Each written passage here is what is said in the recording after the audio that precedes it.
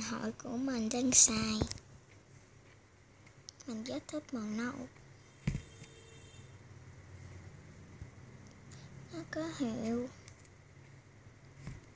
và nó rất đẹp. Đó là màu nâu.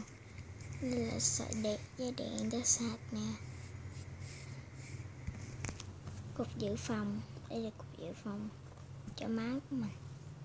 Mình sẽ mở đèn nha. Đây. Còn 2 cục nè. Mình sẽ mở nè. Đây là đèn. Rất đẹp. Hệ tắt. Nè. Rất đẹp đúng không các bạn? Và nó có hiệu gì thì các bạn có thể biết không? Hiệu gì mình không biết. Ở phía sau nè. Nó có nhiều quá. Nó có rất nhiều. Cục dự phòng rất đẹp. Đây là sợi dây. Các bạn nhớ sạc bằng đầu mà có hiệu giống như vậy nha các bạn.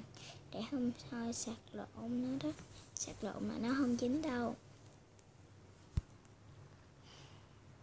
Rất đẹp. Xin chào các bạn và hẹn gặp lại. Mình tên là Minh Thư. Tên giả của mình là Ngọc. Tên hiện của mình là Ngọc Hà. Bye bye.